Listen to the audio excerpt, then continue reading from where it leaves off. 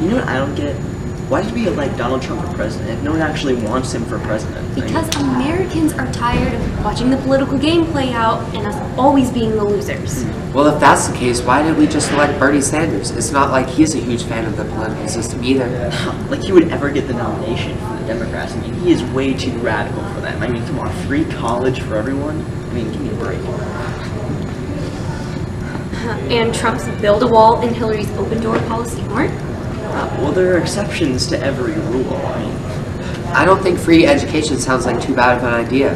Maybe it's higher and better education was available to more people. We wouldn't have the amount of idiots getting famous for no reason coming across our news channels. Here's a brilliant idea. Why don't we actually reform the education system rather than taking the Hillary approach of saying we are committed to education and then doing nothing about it? yeah, for the past 20 years, no less. That's a great idea. Why didn't our politicians think of that themselves? Do you even have to ask that question? Oh, I'd be glad to answer that. Oh, no. Since the dawn of time, politics has become more and more about how the elected official can serve themselves rather than serve the American people. Not to mention, politicians are now controlled by lobbyists and special interests even more. Trump had none of that. He's not a politician. And that's why I have and always will support my master. I mean Donald Trump. Well, if we're talking about political affiliations, Jeb Bush. Jeb Bush is my personal favorite politician. He has no idea how to fix Obamacare.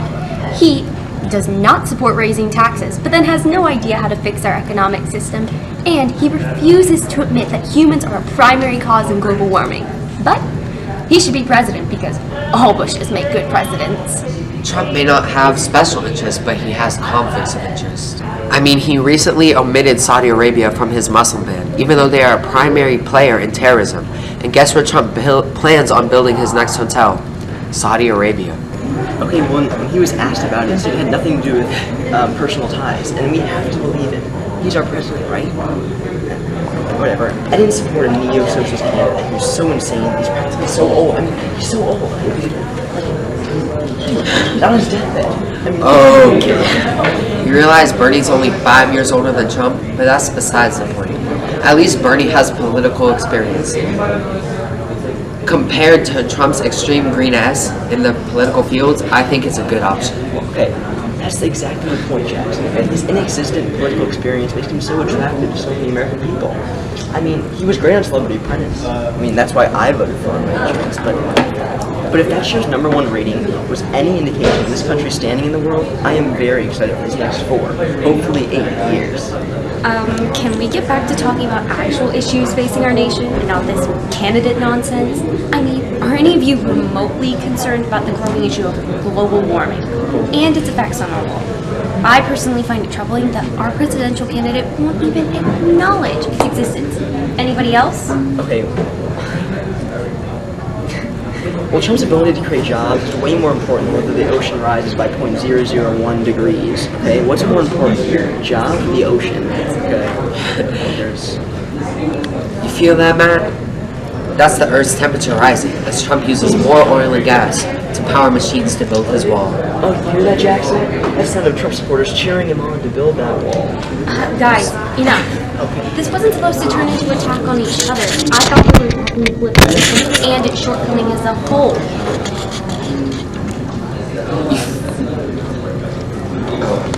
Wait, hold up. I thought we were attacking Hillary. Crooked. Okay, she's not crooked. I'm neutral. I'm totally into socialism and liberty. And live from Winter Garden, it's Sunday morning!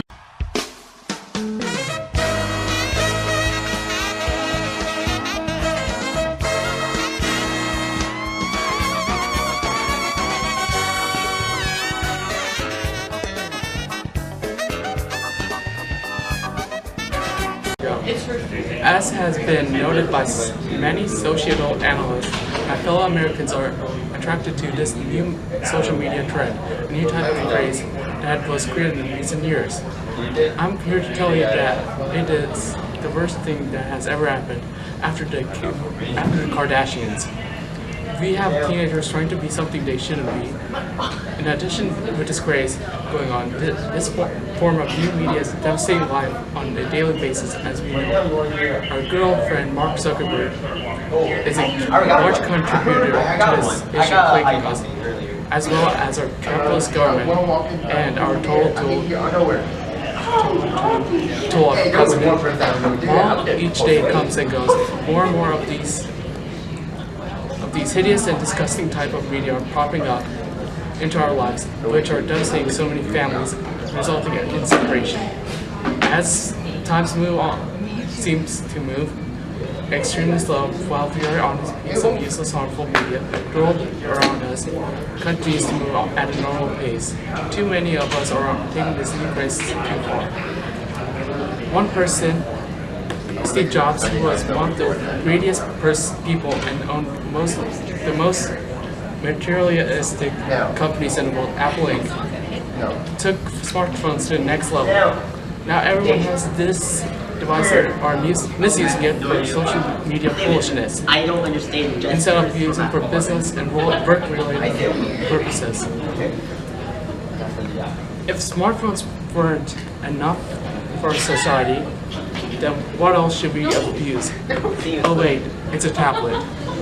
Now instead of having normal laptops and cell phones, we have hybrid laptops and double XL size cell phones. So more additional headache and ways to misuse and to screw up society and innocent children. The most severe damage that is done to our society is when people who cannot be any dumber than Donald Trump uploads to social media what they did, whether it was just a trip or a mass murder or a terrorist attack, which at times can cause a huge earthquake to erupt in some part of the world. If all this were to stop, both humanity and society would be significantly better.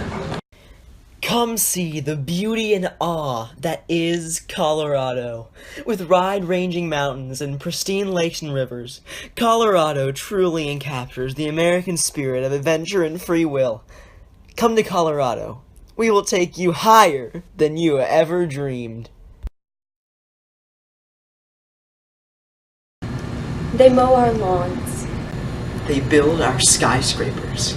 They don't pay taxes. They're bringing cocaine over the border. They charge extra for guac.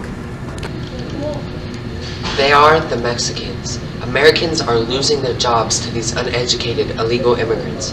Put a stop to the madness. Join the foundation. Build a wall today. Welcome to the weekday update, and here are the week's top news stories. As you've probably seen on YouTube by now, there was a bit of a kerfuffle in announcing the Best Picture Oscar winner. The cast and crew La La Land went up to graciously accept the award and promptly handed over to the cast and crew of Moonlight. The audience in the Dolby Theater was, well, definitely confused, but the audience at home was saying, "Thank God, something La La Land didn't freaking win." Jimmy Kimmel later blamed Steve Harvey for the mistake. In other news, the winner of the Best Foreign Film category did not attend the Oscars. He said in a message delivered through the person who accepted the award that he was not in attendance in respect of the travel ban.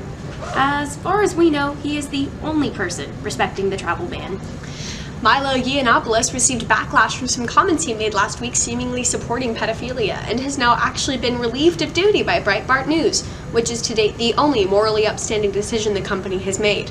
Breitbart News has been called acidic, accused of focusing on anti-Muslim stories, and they have been called a white supremacist news site.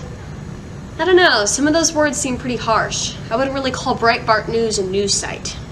A new study has been made shocking the nutrition world, saying that people who go vegetarian actually live longer. Who knew? Yes, vegetarians will live longer than us. But the real question is, for what? According to Donald Trump, fake news has really been running rampant and is to blame for his comments about last night in Sweden.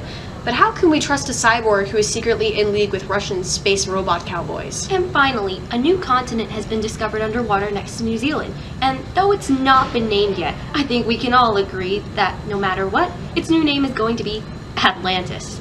That's all we have for you here at the Weekday Update. Thank you for tuning in. Thank you for tuning in to Sunday Morning Live. We hope you enjoyed the show. Tune in next week to see our premiere of the Late Late Morning Show starring Connor Green.